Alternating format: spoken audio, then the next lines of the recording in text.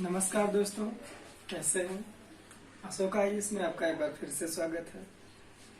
पिछले क्लासेस में हम लोगों ने देख लिया क्या भारत का भूगोल है या भारत का विभाजन कैसे हुआ, पाकिस्तान कैसे बना, आज सारी चीजों को हमने देख लिया।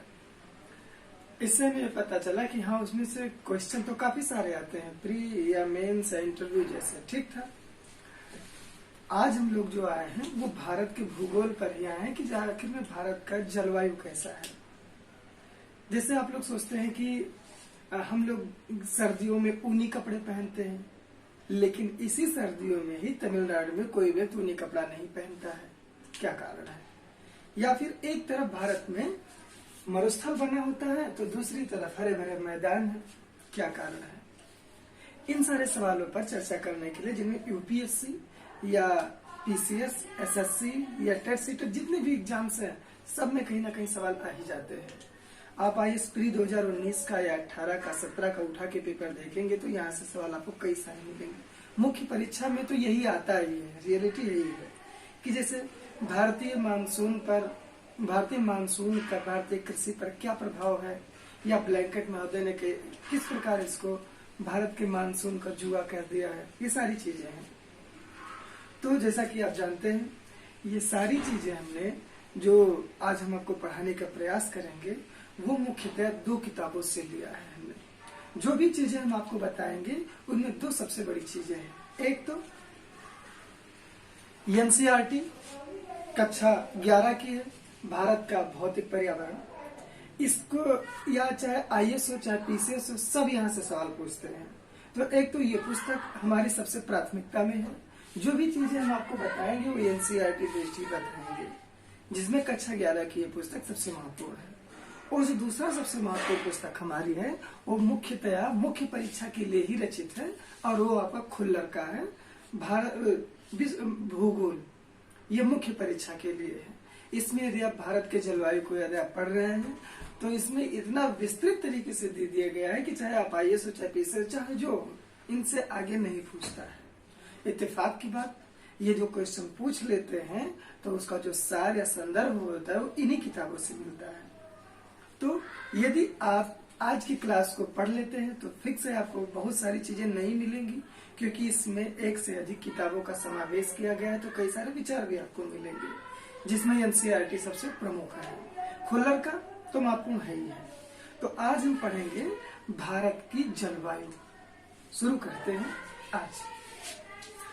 तो सीधा सा मतलब है सर, मानसून क्या है और जलवायु क्या है? तो जैसा कि एनसीईआरटी में ही सीधे सीधे लिखा है कि मौसम जो होती है वो किसी खास प्रकार के जलवायु में स्थित होती है, और ये मौसम प्रतिदिन या प्रति सप्ताह चेंज होती रहती है। लेकिन जो जलवायु होती है वो 50 वर्ष या 50 वर्ष से अधिक समय तक एक जैसी रहती है। जैसे भारत में सामान्यतः 4 ऋतुएं मानी गई है, मौसम माने गए हैं, जिनमें से आपको पता होगा ठंडी, गर्मी, जाड़, बरसात जो भी हो। इन सब के दौरान आपने देखा कि भारत में जो ठंडी का माहौल होता है वो अधिकतम 3 महीने होता है। बाकी के बाकी 9 महीने हमारा गर्मी का ही मौसम होता है, सामान्यतः मानते हैं। इसका मतलब ये हुआ कि भारत में सबसे ज्यादा ठंडी यानी शीत है या गर्मी यानी उष्ण है। तो फिक्स है हमारे भारत में उष्ण है ज्यादा। और इत्तेफाक की बात यह है कि इस उष्ण में हमारे यहाँ पर जो भी हमारे यहाँ नहीं, पूरी दुनिया में जहाँ कहीं भी जलवायु मापा गया है उनके 2 प्रकार हैं। आपने नाम सुना होगा कोपेन का, बहुत बड़े जलवायुवेत्ता थे। उन्होंने पूरी दुनिया की जलवायु वर्गीकरण कर दिया है। भारत को भी उन्होंने जलवायु वर्गीकरण में बांटा। उन्होंने जो जलवायु का सबसे बड़ा कारक माना, उन्होंने माना वर्षा और तापमान को। ध्यान दीजिएगा, यहाँ पर आपको लिखा मिलेगा कि कोपेन महोदय ने जो जलवायु वर्गीकरण का सबसे महत्वपूर्ण कारक माना है उसको तापमान और वर्षा को माना है। इसी के आधार पर उन्होंने किसी भी देश की जलवायु को निश्चित किया है। हमारे भारत में जो मानसून है, हमारे भारत में जो जलवायु है, इस जलवायु में मानसून आता है। कितनी बार आता है? 1 बार मानसून आता है। मतलब कि हमारे भारत की जो जलवायु है ये कैसी है? उष्ण मानसूनी हुई। कैसे? सर मानसून का सीधा सा मतलब क्या है तो जान लेते हैं। मानसून ये एक अरबी शब्द है जो कि मौसम शब्द से लिया गया है। इसका सीधा सा मतलब ये होता है कि ऋतु परिवर्तन के साथ साथ मानसून पवनों की दिशा तथा वर्षा कराने की क्षमता में परिवर्तन होता है। ये लगातार परिवर्तित होता रहता है। जैसे जैसे वायुदाब घटता बढ़ता जाता है, भारत में तापमान और वर्षा भी घटती बढ़ती जाती है, इसीलिए ये मानसून है। और अब भारत की जलवायु कैसी है तो आपको पता ही होगा कि 9 महीने तक उष्ण है और एक बार मानसून आता है, इसलिए भारत की जलवायु उष्ण मानसूनी प्रकार की है। आप यहाँ तक देख चुके होंगे। अब हम इस बात को ध्यान से पढ़ेंगे कि भारत में जलवायु जो है उसको सबसे बड़ा कारक कौन है प्रभावित करने वाला, मतलब कि वो कौन से कारण है जिन्होंने भारत की जलवायु को सर्वाधिक प्रभावित किया है। जैसे 1 मिनट के लिए हम आपको बताएं, पहले मानसून की विविधता बता दें।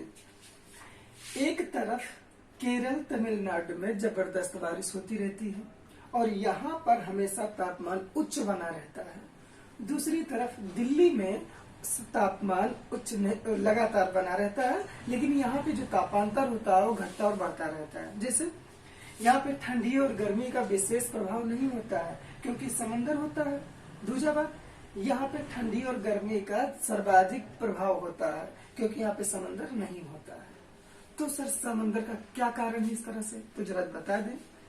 समंदर ना तो जल्दी ठंडा होता है ना जल्दी गर्म होता है, जबकि जमीन जो होता है वो जल्दी ठंडा हो जाता है और जल्दी गर्म हो जाता है। इसलिए यहाँ पर जल्दी ठंडी होती है, जल्दी गर्मी होती है, इसलिए यहाँ पे जलवायु की विषमता होती है। जबकि यहाँ दक्षिणी भारत में समंदर का समकारी प्रभाव होने के कारण यहाँ पे ना तो ज्यादा गर्मी होती है ना तो ज्यादा ठंडी होती है। एक और बता दें, भारत में एक तरफ पूर्वोत्तर में खूब सारा पानी बरसता है, एक तरफ पश्चिमोत्तर में पानी ही नहीं बरसता।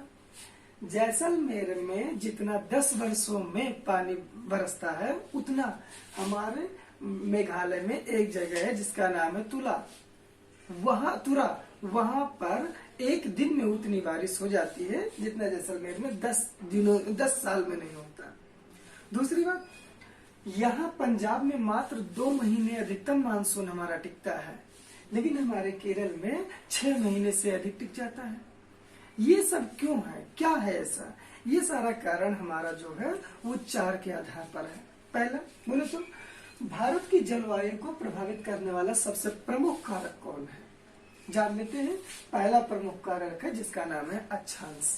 ये अक्षांश देशांतर क्या है ये हमने आपको पहले ही वीडियो में बता दिया है। आगे देखते हैं अक्षांश कैसे, भारत की जलवायु को अक्षांश सबसे ज्यादा कैसे प्रभावित करता है, तो जरा देख लेते हैं। भूमध्य रेखा हमारे भारत के दक्षिण में होकर गुजरती है लेकिन भारत से टच नहीं है, जबकि कर्क रेखा हमारे भारत के बीचों बीच से होकर गुजरती है। इस प्रकार भूमध्य रेखा का सर्वाधिक प्रभाव हमारे दक्षिण भारत पर होता है। और आपको पता होना चाहिए कि भूमध्य रेखा एक निम्न वायुदाब क्षेत्र वाला रेखा है, इसलिए इसका सारा प्रभाव हमारे दक्षिण भारत पर रहता है। जबकि उत्तर भारत में जो कर्क रेखा के उत्तर में है, जैसे जैसे भूमध्य रेखा से दूरी बढ़ती जाती है वर्षा की मात्रा भी कम होती जाती है। इसका कारण क्या हुआ, इसका मतलब क्या हुआ, जो भी अक्षांश जितने ज्यादा भूमध्य रेखा के नजदीक होगा वहां पर उतने ज्यादा बारिश होगी, और जो अक्षांश जितने ज्यादा भूमध्य रेखा से दूरी पर होगा वहां पर उतनी कम बारिश होगी। उदाहरण के लिए केरल तिरुवनंतपुरम इन जगहों पर बहुत सारा बारिश होता है अंडमान निकोबार में, जबकि लेह में सबसे कम बारिश होता है। यही हमें पता चल गया। इस प्रकार अक्षांश सबसे ज्यादा प्रभावित करने वाला कारक है। दूसरा, हिमालय पर्वत हमारे भारत की जलवायु को प्रभावित करने वाला सबसे महत्वपूर्ण कारणों में से जो दूसरा महत्वपूर्ण कारक है वो है हमारा हिमालय।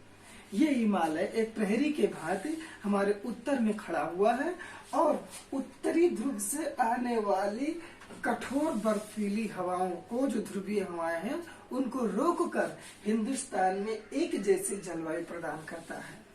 अब अगर जो इसका मतलब क्या हुआ, इसका मतलब ये हुआ कि जो हमारा हिमालय है, ये हिमालय एक जलवायु विभाजक का काम करता है, जो एशिया, उत्तरी एशिया वाले और हमारे दक्षिण एशिया के बीचों बीच में स्थित है और अलग करता है। अब एक मिनट के लिए सोचते हैं, हिमालय है तो क्या क्या प्रभाव है। तो पहली बात, हिमालय होने की वजह से हमारे संपूर्ण भारत में एक जैसी जलवायु पाई जाती है। आईएएस मुख्य परीक्षा में एक सवाल पूछा हुआ था कि कर्क रेखा के दक्षिण में भारत उष्ण कटिबंध में है, जबकि कर्क रेखा के उत्तर में भारत शीतोष्ण कटिबंध में है, फिर भी भारत में एक समान जलवायु पाए जाने का क्या कारण है। तो उसका सबसे बड़ा कारण जो है वो हमारा हिमालय ही है। अब यदि हिमालय ना होता, आज जान लेते हैं, हिमालय ना होता तो क्या चीजें होती। तो पहली बात, हमारा पूरा उत्तर भारत एक मरुस्थल के भांति होता। पहली बात, उत्तर भारत के लोग ज्यादातर लोग गोरे होते और हमेशा ऊनी कपड़े पहनते। तीसरी बात, यहाँ पर चावल की जो प्रधान खेती है वो खत्म हो जाती, गेहूं की प्रधान खेती आती। दक्षिण में क्या होता, दक्षिण के लोग काले प्रकार के होते, यहाँ पे चावल की खेती की जाती, और जो कंडीशन है अमेरिका में है वही हमारे भारत में होता। आज जाके आप देख लीजिए, अमेरिका में, अमेरिका के पश्चिमी में पश्चिमी काल्डी ले रहा है, जिसे आप रॉकी कहते हैं, पूरब में आपलेसियन पर्वत है, लेकिन उत्तर में हिमालय जैसा कोई पर्वत न होने के कारण सर्दियों में पूरा उत्तरी अमेरिका जम जाता है और दक्षिणी अमेरिका कम जमता है। ठीक यही हालत हमारे भारत का भी होता है, लेकिन भारत के ये जो हमारा हिमालय है ये इकट्ठा होके हमारे संपूर्ण हिंदुस्तान को एक सी जलवायु प्रदान करता है। दूसरा महत्वपूर्ण कारक कौन है, समुद्र से दूरी। तो आज जान लीजिए कि जो क्षेत्र समुद्र के जितने ज्यादा नजदीक होता है वहां पे उतने ज्यादा बारिश होती है। उदाहरण के लिए ले लीजिए, तिरुवनंतपुरम में खूब बारिश होती है, मैंगलोर में बहुत बढ़िया से बारिश होती है, मुंबई में भी ठीक बारिश होती है, लेकिन भोपाल में उतनी बढ़िया बारिश नहीं होती है, ना ही हमारे कानपुर में उतनी बढ़िया, झांसी में होती है, ना ही कानपुर में होती है, और ना ही मालवा प्रदेश में, ना दिल्ली में, ना लेह में। लेह सबसे दूरी पर हो गया, समुन्द्र से उतने दूरी तो उतने कम बारिश। इसलिए समुन्द्र से जैसे जैसे हमारी दूरी बढ़ती जाती है, पानी की मात्रा भी कम होती जाती है और वर्षा भी कम होता है। ये दो तीन सबसे महत्वपूर्ण कारणों में से एक और कारण है उच्चावच, बोले तो ऊंचाई, जिसे आप कहते हैं उत्तुंगता। उदाहरण के लिए हमारे शहर का एक है आगरा और एक है दार्जिलिंग, ये दोनों एक ही अक्षांश पर बसे हुए हैं, लेकिन फिर भी जनवरी के माह में आगरा का तापमान 16 डिग्री सेल्सियस होता है और दार्जिलिंग का तापमान मात्र 4 डिग्री सेल्सियस का होता है। तो इसका कारण क्या है, इसका कारण यही है कि हम जानते हैं कि ऊंचाई पर जाने पर तापमान घटता जाता है। तो आगरा हमारा निचले स्थान पर स्थित है मैदान में, जबकि हमारा दार्जिलिंग ऊंचे स्थानों पर स्थित है, इसलिए वहां का तापमान कम हो जाता है दार्जिलिंग का और आगरा का ज्यादा हो जाता है। ये रहे हमारे भारत की जलवायु को प्रभावित करने वाले कारक। अब हम ये जान लेते हैं कि आखिर मानसून की उत्पत्ति होती कैसे है, कैसे हुई मानसून की उत्पत्ति। तो हम आपको एक चीज और बताएं कि वर्षा होती कैसे है। भारत में वर्षा दो प्रकार की सामान्यतया होती है, एक पानी के बूंद में गिरती है और दूसरा बर्फ के रूप में गिरती है। तो पानी की बूंद में वहां गिरेगी जहां पे ठीक ठाक तापमान होगा, और बर्फ के रूप में वहां गिरेगी जहां पे तापमान कम होगा। जैसे हिमालय में हिम के रूप में, बोले तो बर्फ के रूप में वर्षा होती है, जबकि हिमालय के दक्षिण में ज्यादातर पानी की बूंदों के रूप में वर्षा होती है। वर्षा कैसे होती है, अभी हम भारत में आएंगे कि भारत में मानसून आता कैसे है। अभी उससे पहले थोड़ा जान लेते हैं कि वर्षा होती कैसे है, जरा जान लीजिए। हमारे इस धरती का 51 करोड़ वर्ग किलोमीटर में से जो पूरी धरती का क्षेत्रफल है, उनमें 36 करोड़ वर्ग किलोमीटर महासागर है, 2/3 पे महासागर और 1/3 पे जमीन है। तो इस महासागर पर सूरज की किरणें जब पड़ती हैं तो यहाँ पर गुप्त ऊष्मा की वजह से वो पानी धीरे धीरे धीरे तापमान की वजह से वाष्पीकृत होने लगता है। तो पानी का तापमान के रूप में देख लेते हैं थोड़ा सा एक मैप बना के कि अब ये हमारा एक महासागर है, मान लिया इस महासागर में खूब सारा पानी है। चलो ये भी मान लिया। अब सूरज की किरणें आएंगी। अब जब सूरज की किरणें हमारे समंदर पर पड़ेंगी तो क्या समंदर का तापमान बढ़ेगा? यस, सब तापमान बढ़ेगा। अब समंदर का तापमान बढ़ेगा तो क्या ये पानी भाप के रूप में बन जाएगा? यस, बन जाएगा। अब जब ये भाप बन जाएगा तो ध्यान दीजिएगा, पानी का भाप में परिवर्तन होना क्या कहलाता है? वेपराइजेशन, यानी वाष्पीकरण। अब ये वाष्प क्या नीचे जाएगा या ऊपर जाएगा? ऊपर जाएगा, क्योंकि वो हल्का है। अब जब ये वाष्प ऊपर जाएगा तो भी आपने जाना कि ऊपर जाने पर तापमान घटता है। तो क्या ये वाष्प ऊपर जाएगा और ऊपर जाने के बाद इसके तापमान कम हो जाएगी? हाँ।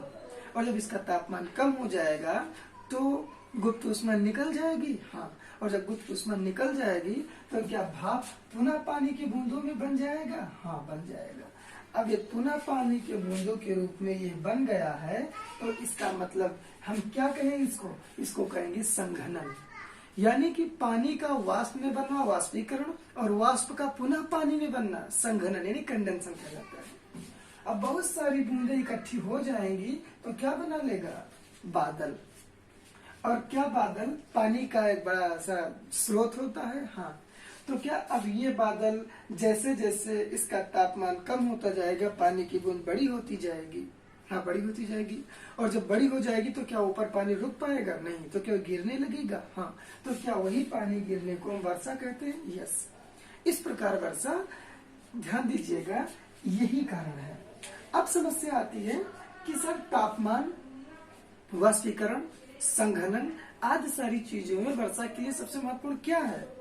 देख लीजिए, जब यह वाष्प ऊपर की ओर जा रहा था तो क्या कोई पवन इसको धकेल सकती है? यस।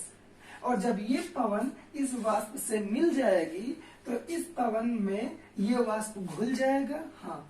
और जब ये वाष्प इस पवन में घुल जाएगा तो उसको हम क्या कहते हैं? आर्द्रता। अब यदि आर्द्रता ना हो तो क्या शुष्क हवाएं बारिश करवा पाएंगी? कभी नहीं। इसलिए वर्षा का सबसे महत्वपूर्ण कारक कौन होता है? नमी, यानी आर्द्रता। पीसीएस 2017 का ये सवाल था प्री में, याद रखिएगा। तो इसका सीधा सा मतलब हुआ कि जब तक नमी नहीं होगी तब तक बारिश नहीं हो सकती है। अब दूसरा, तो जब बादल बन गया और वहीं पर बारिश करवा देगा तो उस वर्षा को हम क्या कहेंगे? संवहनीय वर्षा। दूसरा, जब इस बादल को हवा धक्का मार कर भारत तक पहुंचाएगा और पहुंचाने के बाद हिमालय उधर नहीं जाने देगा तो क्या हिमालय की वजह से रुक जाएगा ये बादल? हाँ। तो रुक जाएगा तो क्या बारिश करवाने के लिए मजबूर हो जाएगा? हाँ। तो ये वर्षा किसके कारण हुई? पर्वत के कारण। तो इस वर्षा को क्या कहेंगे? पर्वतीय वर्षा। भारत में सबसे ज्यादा कौन सी वर्षा होती है? पर्वतीय वर्षा होती है। तीसरी बात, जब हवाएं गोल गोल घूम कर इस बादल को ले जाके खूब तेजी से वर्षा कराती है उसको चक्रवातीय वर्षा कहते हैं। तो वर्षा तीन प्रकार के, संवहनीय जो कि भूमध्य रेखा के आसपास होता है, पर्वतीय जो कि पूरी पृथ्वी पर सबसे ज्यादा होता है, और चक्रवातीय जो कभी कभार होता है। भारत में सबसे ज्यादा पर्वतीय वर्षा होती है। तो ये रहा आपका कि वर्षा आखिर कैसे होता है, ये जान पाए आप। ये आपका भूमध्य रेखा था, इसमें कोई डाउट नहीं। ये भूमध्य रेखा है। भूमध्य रेखा के उत्तर में भारत स्थित है, इसलिए भारत को उत्तरी गोलार्ध में माना जाता है। अब हम जान लेते हैं मानसून की उत्पत्ति होती कैसे है, कैसे मानसून उत्पन्न होता है। पहले ये जान ले, फिर हम ये जानेंगे कि भारत में मानसून आता कैसे है। जरा जानिए। मानसून की उत्पत्ति की सामान्यतः दो विचारधाराएं हैं। एक क्लासिकल विचारधारा जिसे आप चिरसम्मत कहते हैं, दूसरा आधुनिक विचारधारा जिसे आप मॉडर्न थ्योरी कहते हैं। तो क्या है चिरसम्मत और क्या है आधुनिक, इस पर जरा देख लेते हैं। चिरसम्मत विचारधारा में एक व्यक्ति था इंग्लैंड का जिसका नाम था एडमंड हेली, और इस हेली ने 1656 में अपने एक सिद्धांत दिया जिस सिद्धांत को तापीय सिद्धांत कहते हैं। ये क्या था? उसने बताया कि जब कभी हमारा सूरज भूमध्य रेखा से उत्तरायण होने लगता है, मतलब कर्क रेखा की तरफ होने लगता है, तो ये सारा का सारा भूमि गर्म हो जाएगा, और जब गर्म हो जाएगा तो यहाँ का जितना हवा होगा वो सारा गर्म होके ऊपर चला जाएगा, और जब ऊपर चला जाएगा तो यहाँ पर कैसा दबाव बनेगा, लो प्रेशर, क्योंकि अब हवाएं हैं ही नहीं तो प्रेशर लो बनेगा। अब यहाँ पर लो प्रेशर होने की वजह से भूमध्य रेखा के दक्षिण में, जैसा कि आप जानते हैं, इस समय सूरज की किरणें लंबवत कहाँ कर्क रेखा पर पड़ रही हैं, तो दक्षिण में नहीं पड़ेंगी, तो यहाँ पे हाई प्रेशर होगा। तो हवाएं हाई प्रेशर से लो प्रेशर की ओर चलने लगती हैं। जैसे जब कभी आप ट्यूब देखे होंगे, ट्यूब में हवा भरा होता है तो उसकी जो वाल को हम खोल देते हैं तो हवाएं ट्यूब में से बाहर निकल आती हैं। क्यों? क्योंकि ट्यूब के अंदर प्रेशर हाई है और ट्यूब के बाहर प्रेशर लो है, और हवाओं का सबसे बड़ा गुण यही होता है कि हाई प्रेशर से लो प्रेशर की हो जाती है। तो भूमध्य रेखा के दक्षिण में हाई प्रेशर और उत्तर में लो प्रेशर। तो हवाएं जब हाई प्रेशर से लो प्रेशर की ओर आती हैं तो समंदर से टकराने के बाद में नमी धारण कर लेती हैं, और वही नमी लाके हमारे हिमालय से टकराती हैं और उच्चावत से विभिन्न प्रकार के, और यहाँ पर वर्षा कराती हैं। ये बात एडमंड हेली ने बताया था। दूसरा, जब जुलाई के बाद में, जून के बाद में सूरज दक्षिणायन होने लगेगा तो हमारा सूरज भूमध्य रेखा को पार करके मकर रेखा पर चमकेगा, और जब मकर रेखा पर चमकेगा तो वहां लो प्रेशर बना लेगा, जैसे ऑस्ट्रेलिया में, और भारत में क्या बना लेगा, हाई प्रेशर। तो अब हवाएं जो समंदर से भारत की ओर जाती थी, समंदर से महाद्वीप की ओर जाती थी, अब वो हवाएं महाद्वीप से समंदर की ओर जाने लगेंगी। अब आप सोचिए, गर्मियों में ही क्यों बारिश हुआ था? क्योंकि जब हवाएं इधर आ रही थी तो समंदर से टकराने के बाद नमी ले ली थी, तब भारत में वर्षा कराई। अब जब भारत से हवा आएगी तो कहीं से वो नमी लेगी? नहीं लेगी। तो क्या बारिश होगी? नहीं होगी। इसीलिए शीत ऋतुओं में बारिश नहीं होती थी। ये सारी चीजें बताया एडमंड हेली ने, और ये कई सौ सालों तक, लगभग 300 सालों तक के लगातार जारी रहा। इसलिए इसे चिरसम्मत विचारधारा कहते हैं। आधुनिक विचारधारा में इस एडमंड हेली के विचारों को पूर्णतः त्याग तो नहीं किया गया, लेकिन कुछ इसमें सुधार करके नई नई विचारधारा लाई गई, और खासकर भारत के संदर्भ में लाया गया। क्योंकि दुनिया में जो सबसे जटिल समस्या है, एक है वो भारत के भूगोल में भारत की जलवायु को समझना।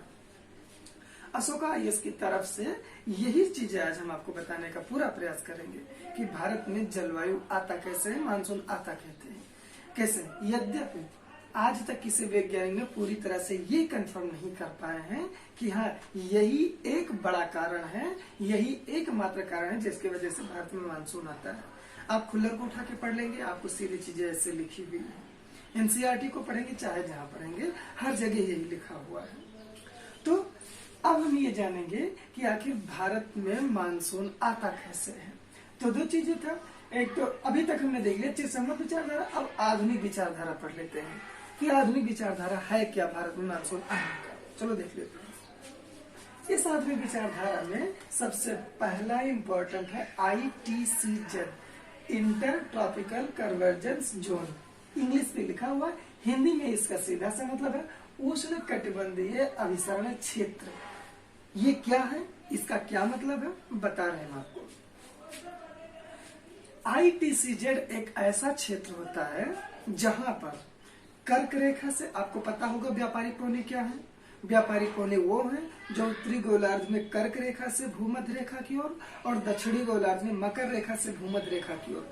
जब ये दोनों रेखाएं जिस जगह पे आपस में मिलती हैं, वही क्षेत्र हमारा क्या कहलाता है, ITCZ, inter tropical convergence zone, अंतरा उष्ण कटिबंधीय क्षेत्र। कर्क रेखा से और मकर रेखा से, मतलब उत्तरी गोलार्ध से और दक्षिणी गोलार्ध से व्यापारिक हवाएं जहां पर आकर मिलती हैं, उसे ITCZ कहा जाता है। पहली बात। दूसरा बात क्या है कि जहां पर और हाँ, ये कहां पर मिलती हैं, जान लीजिएगा, ये सामान्यतः भूमध्य रेखा पर मिलती हैं। इस चीज को याद रखिएगा।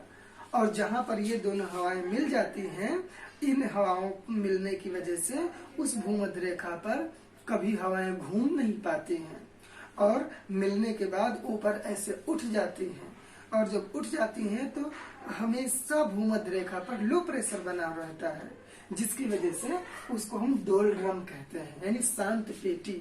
यहाँ पर चक्रवात कभी आ ही नहीं सकता। भूमध्य रेखा पर चक्रवात इसीलिए नहीं आता क्योंकि यहाँ पर कोरियोलिस बल नहीं लगता है। ये कोरियोलिस बल है क्या? फ्रांस के एक वैज्ञानिक थे जिन्होंने इस चीज को बताया था कि वह बल, जिस बल की वजह से हवाएं अपनी मूल दिशा से विक्षेपित हो जाती हैं, यानी मुड़ जाती हैं, उस बल को कोरियोलिस बल कहते हैं। और भूमध्य रेखा पे कोरियोलिस बल नहीं लगता है, इसलिए हवाएं यानी जो वात है, यानी चक्र हवा है, वो कभी घूम नहीं पाता, और जब घूम नहीं पाता है तो चक्रवात आ नहीं सकता। जबकि ध्रुवों पर सबसे ज्यादा कोरियोलिस बल लगता है, इसलिए वहां चक्रवात भी खूब सारे आते हैं। तो कह सकते हैं शांत पेटी या चक्रवात विहीन पेटी किसे कहा जाता है? भूमध्य रेखा को कहा जाता है। ITCZ से इसका क्या संबंध है, जरा देख लेते हैं। अब यहाँ पर कर्क रेखा से और भूमध्य रेखा से जब हवाएं आकर मिलती हैं तो ITCZ यहाँ भूमध्य रेखा पर बनता है। लेकिन जब हमारा सूरज 22 मार्च के बाद में उत्तर की ओर चमकने लगता है, तो जो कंडीशन भूमध्य रेखा पर होता है सूरज के लंबवत चमकने के कारण, वही कंडीशन हमारा भारत के ऊपर बनने लगता है। ध्यान दीजिएगा, जो कंडीशन भूमध्य रेखा पर बना होता है ऑलरेडी, वही कंडीशन सूरज के उत्तरायण होने के बाद भारत में बनने लगता है। इसीलिए ये जो हमारा ITCZ होता है, ये ऐसे धीरे धीरे करते हुए जुलाई में जब सूरज एकदम भारत में चमकने लगता है, तब ये ITCZ भूमध्य रेखीय पेटी कहाँ तक पहुंच जाती है? गंगा के मैदान में पहुंच जाती है। क्लियर? मतलब ध्यान दीजिएगा, इसका सीधा सा मतलब यह है कि आप कह सकते हैं भूमध्य रेखा हमारे गंगा के मैदान से होकर गुजरने लगती है। भूमध्य रेखा नहीं, भूमध्य रेखीय जैसी जलवायु हमारे भारत के मध्य से होकर गुजरने लगती है। इसका मतलब ये हुआ कि ITCZ कहाँ से गुजरने लगा? हमारे गंगा के मैदान से होकर गुजरने लगा। और ITCZ की क्या व्यवस्था होती है? अत्यंत लो प्रेशर, अत्यंत गर्म, अत्यंत उष्ण, अत्यंत आर्द्र, ये हमारे ITCZ की विशेषता होती है। अब आप सोचिए कि जो कंडीशन भूमध्य रेखा पर होना चाहिए, जिसकी वजह से 24 घंटा बारिश होने लगती थी, वो सारा कंडीशन इस समय कहाँ है? हमारे गंगा के मैदान में। तो जो हवाएं भूमध्य रेखा की ओर जाती थी, क्योंकि यहाँ पर लो प्रेशर है, वो हवाएं कहाँ जाएंगी? ITCZ की ओर जाएंगी। दूसरा बात, जब ITCZ हमारे गंगा के मैदान से होकर गुजरने लगता है, तो जहां जहां ये जाता है वहां पर गर्त बन जाता है, ट्रेंच। और आपको पता है कि गर्त एक गड्ढा होता है, और गड्ढे में कौन जाता है? पानी जाता है। और जिस गड्ढे में पानी नहीं जा पाता, वहां क्या जाता है? हवा जाता है। तो अब ये मानसून गर्त कहाँ बना हुआ है? हमारे गंगा के मैदान में। ITCZ के यहाँ पर गुजरने के कारण तो फिक्स है, इस गर्त को भरने के लिए दक्षिणी यानी बोले तो हिंद महासागर की पानी इस गर्त की ओर जाने का प्रयास करेगी, लेकिन पानी तो जा नहीं सकती है क्योंकि महाद्वीप है ये। तो फिक्स है कि अब यहाँ की हवा इस गर्त को भरने के लिए जाएगी। और जब ये हवा, याद रखिएगा, जब ये हवा दक्षिणी गोलार्ध से भूमध्य रेखा को पार कर लेती है, और पार करने के बाद 40 और 60 देशांतर पूर्वी के मध्य में यह मुड़ जाती है। और जब यह मुड़ जाती है, क्यों मुड़ जाती है? कोरियोलिस बल के कारण। तो याद रखिएगा, ध्यान से सुनिएगा इस चीज को, कि जब ITCZ यहाँ पर बनता है तो मानसून गर्त बन जाता है। इस गर्त को भरने के लिए हवाएं दक्षिणी गोलार्ध भूमध्य रेखा के दक्षिण से ये व्यापारिक हवाएं चल देती हैं। क्या करने के लिए? इस गर्त को भरने के लिए। और जब चलने लगती हैं तो इसी हिंद महासागर से आर्द्रता ग्रहण कर लेती हैं, और जब आर्द्रता ग्रहण कर लेती हैं तो यही हमारे भारत में चलने लगता है और आ जाता है, और हिमालय, पश्चिमी घाट आदि लोगों से टकरा कर इस गर्त को भरने का प्रयास करता है। इस प्रकार भारत में मानसून आता है और भारत के मानसून की उत्पत्ति होती है। पहली बार ये रहा हमारा ITCZ। ध्यान दीजिएगा, इसका व्याख्या ये मानसून गर्त को बनाएगा। इस गर्त को भरने के लिए हवाएं हमारी दक्षिण से उत्तर की ओर जाएंगी, लेकिन ये हवाएं जब तक चल रही होती हैं तब तक पृथ्वी घूम भी जाती है, इसलिए इनकी दिशा इधर की ओर हो जाएगी।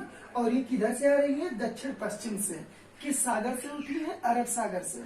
इसलिए इसे दक्षिण पश्चिम मानसून कहते हैं या अरब सागर की मानसून कहते हैं। ये है हमारा ITCZ। ये तो अभी तक बताया कि ये बन चुका है। अब जून के बाद में जब सूरज हमारा भूमध्य रेखा की ओर और मकर रेखा की ओर जाने लगेगा तो ये ITCZ पुनः वापस आने लगेगा भूमध्य रेखा पर। और जब हमारा सूरज मकर रेखा पर चला जाएगा तो ये ITCZ ऑस्ट्रेलिया की ओर बढ़ जाएगा और वहां पर लो प्रेशर बनाएगा। अब भारत की हवाएं ऑस्ट्रेलिया की ओर जाएंगी और वहां पर बारिश करवाएंगी। इस बात को ITCZ ने बताया। क्लियर होगा? अगर जो अभी न समझ पाए तो वीडियो को फिर से रिप्ले करके देखिएगा, आपको समझ में आएगा। दूसरा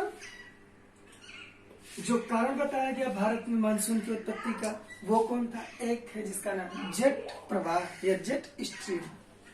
नाम आपने सुना होगा जेट स्ट्रीम का। इसका नाम जेट इसलिए पड़ा, और ये जो प्रवाह लिखा हुआ है ड्रिफ्ट बोले हवा का प्रवाह है।